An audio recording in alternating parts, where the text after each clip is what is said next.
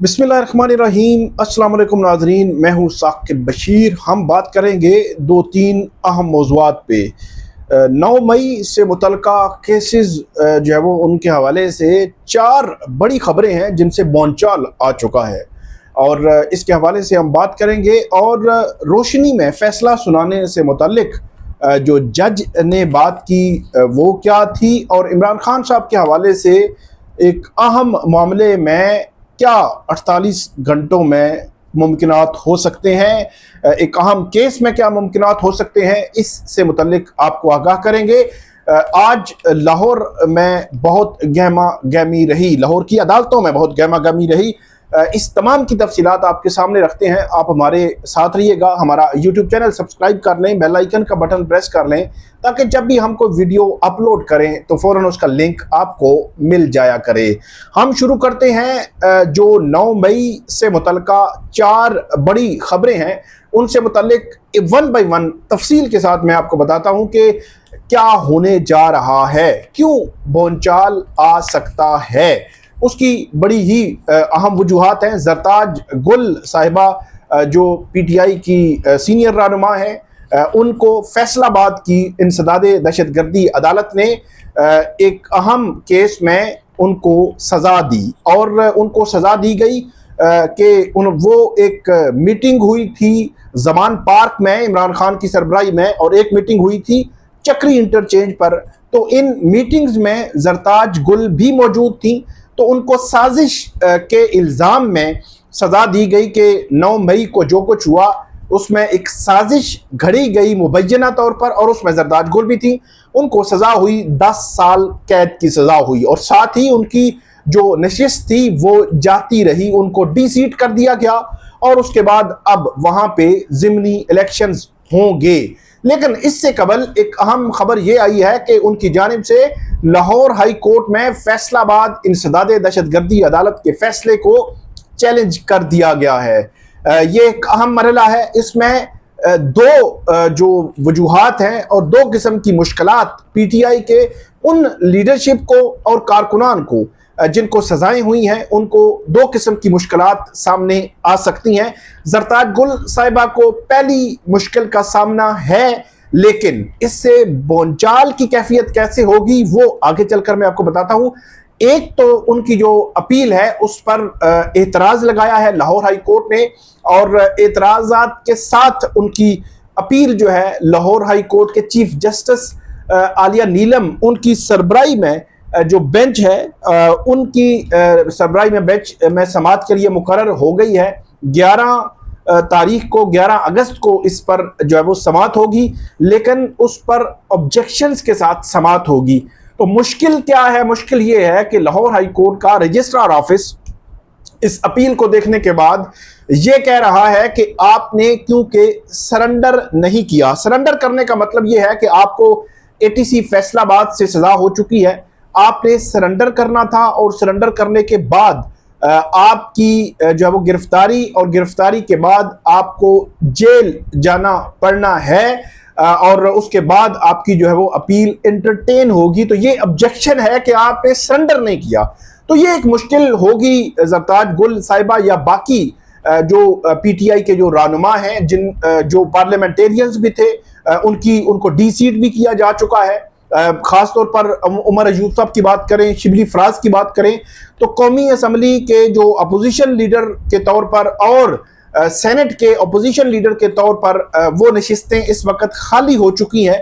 तो सबसे बड़ा सवाल यही है कि ज़रताज गुल क्या 11 अगस्त से पहले सरेंडर करेंगी, पुलिस के हवाले खुद को करेंगी, और पुलिस उनको जब वो जेल में रखेगी और जेल में कैद करेगी। 10 साल कैद की सजा है उनकी। तो ये बड़ा अहम एक मरहला है पीटीआई के इन रहनुमाओं के लिए। और क्या लाहौर हाई कोर्ट बगैर सरेंडर के इस अपील को सुनेगी? बज़ाहिर तकरीबन 100% ये चांस होते हैं कि बगैर सरेंडर के अदालतें अपील नहीं सुना करती, नहीं इंटरटेन किया करती।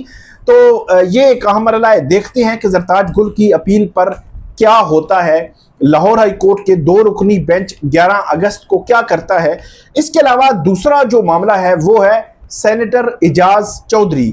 ये अडियाला जेल में कैद हैं और मई 2023 से लेकर आज अगस्त 2025 तक वो अभी भी जेल में है। तो ये तकरीबन जो है वो 27 माह बनते हैं, 27वां माह जो है वो चल रहा है उनका जेल में।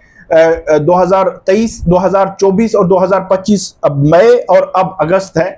तो इस लिहाज से उनको जो सज़ा हुई है, एक तो वो 10 साल की जो सज़ा है उसमें से 27 माह मतलब 2 साल 3 माह पहले ही काट चुके हैं। तो एक बड़ी ही अहम ग्राउंड होती है जब अदालतों के सामने आप जाते हैं तो कि अदालतें पूछती हैं कि आपको कितनी सज़ा हुई। आपकी सज़ा है 10 साल। दूसरा सवाल ये होता है कि सज़ा कितनी काट चुके हैं। तो एजाज चौधरी के हक में और उनके फेवर में ये जाता है कि वो 27 माह की सज़ा पहले ही काट चुके हैं 10 साल में से, और 10 साल में से भी छुट्टियां निकाल के और बहुत कुछ निकाल के वो सज़ाएं भी जब वो कम हो जाती हैं। तो इस लिहाज से एक बड़ा ही सॉलिड और मजबूत ग्राउंड जो सेनेटर एजाज चौधरी हैं उनकी ज़मानत के मामले में मौजूद है कि लाहौर हाई कोर्ट उनकी ज़मानत इस बुनियाद पर कि 27 माह वो पहले ही सज़ा काट चुके हैं, इस बुनियाद पर उनकी सज़ा मुअत्तल कर दे और उनको ज़मानत पर रिहाई का हुक्म इस केस में दे दे जिस केस में उनको सज़ा हुई है। तो लाहौर हाई कोर्ट के चीफ जस्टिस आलिया नीलम उनकी सरबराही में 2 रुकनी बेंच 11 अगस्त को ही इस केस की समाअत करेगा और सेनेटर एजाज चौधरी की जानिब से बैरिस्टर मियां अली अशफाक, वो पहले एटीसी में भी और अब लाहौर हाई कोर्ट में भी, इससे कबल सुप्रीम कोर्ट में भी इस केस की जो है वो पैरवी कर रहे हैं। जो सेनेटर एजाज चौधरी हैं उनकी जानिब से अब अपील भी उनकी जानिब से लाहौर हाई कोर्ट में दायर हुई है। तो सेनेटर एजाज चौधरी की अगर जमानत वो उनकी जो कन्विक्शन है वो सस्पेंड करवा देते हैं, सजा मुअत्तल हो जाती है, तो फिर उनकी जो सेनेटरशिप की जो सीट है, जो नशिस्त है, उस पर भी इलेक्शन मुमकिन तौर पर रुक सकता है। और इलेक्शन कमीशन को वो कह सकते हैं कि क्योंकि सजा मुअत्तल हो गई है तो इलेक्शन रोक दिया जाए मुमकिन तौर पर। एक जो है वो सजाएं आर्जी मुअत्तल होती हैं और मुस्तकिल मुअत्तली या जो जजमेंट है, जजमेंट की मुअत्तली, एक तो कन्विक्शन है, जजमेंट की मुअत्तली। तो जजमेंट की मुअत्तली पर वो इलेक्शन कमीशन में ये मामला अगर गया तो उनकी सेनेटरशिप पे होने वाले इंतखाबात भी मुमकिन तौर पर रुक जाएंगे। तो सेनेटर एजाज चौधरी की हद तक उनको रिलीफ मिलने का भी इम्कान है और उसकी उनकी जो सीट है वो भी कहीं ना कहीं आप कह सकते हैं कि उस पर इलेक्शन मुमकिन तौर पर रुक सकता है। लेकिन जरताज गुल के मामले में उनको मुश्किलात का सामना हो सकता है। तो 2 ये बड़ी जो वो खबरें हो गई। 2 मजीद बड़ी खबरें ये है कि एक तो लाहौर की इंसदाद दहशत गर्दी अदालत में केस चल रहा है। राहत जो बेकरी है उसके बाहर 9 मई में जो फसादात या जो जलाओ घिराओ का इल्ज़ाम है। इसी तरह दूसरा है शादमान जो थाना है लाहौर का, वहाँ पे जलाओ घराओ का मामला है। तो इन 2 लाहौर के केसेस में लाहौर के जो जज हैं इंसदाद दहशत गर्दी अदालत के जज मनाजर अली गिल, उन्होंने फ्री कैन के दलाइल के बाद फैसला महफूज कर लिया है। उसमें जो फ्री कैन ने जो दलाइल दिए उस पर तो आते हैं, लेकिन एक जो एतराज़ है वो सामने आ रहा है, वो ये है कि रातों को अदालतें लगती रहीं। पिछले हफ्ते में ये बताया जाता है कि रातों को अदालतें लगती रहीं और पिछली रात की अगर हम बात करें तो पिछली रात को तकरीबन रात के 12 बजे समाअत ख़त्म हुई।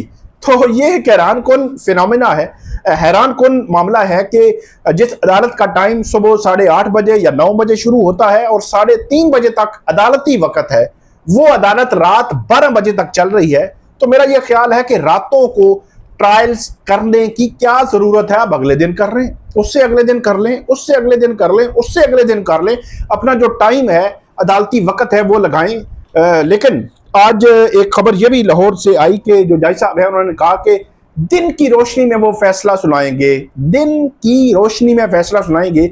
बहुत ज़्यादा तरकीद हो रही थी कि रातों को रात 11-11 बजे तक जो वो फैसले आ रहे हैं। तो अब दिन की रोशनी में वो 11 अगस्त को लाहौर की इंसदाद दहशत गर्दी अदालत 2 केसेस राहत बेकरी और थाना शादमान, उन दोनों केसेस में जलाओ घराओ के मामले में फैसला सुनाएंगी। इसमें पीटीआई की जो लीडरशिप है जेल में, डॉक्टर यास्मीन राशिद है, मियां महमूद रशीद है, उमर सरफराज चीमा है, एजाज चौधरी हैं, शाह महमूद कुरैशी हैं, ये तो हैं ही हैं, या बाकी कारकुनान हैं, कुछ कारकुनान इजाफी होंगे, लेकिन उनमें जो आलिया नीलम है जो कन्वीनियर हैं इनकी, जो पंजाब में बड़ी एक्टिव आपको नजर आती हैं, वो भी मुलजिम के तौर पर हैं, और जो सरम जावेद हैं वो भी इसमें मुलजिम के तौर पर हैं। तो इन दो की हद तक भी फैसला आएगा, और अगर इनको सजा सुना दी जाती है तो फिर इनको भी अपील फाइल करने के लिए सरेंडर करना पड़ेगा, और सरेंडर के लिए अपने मामला आपको पता है।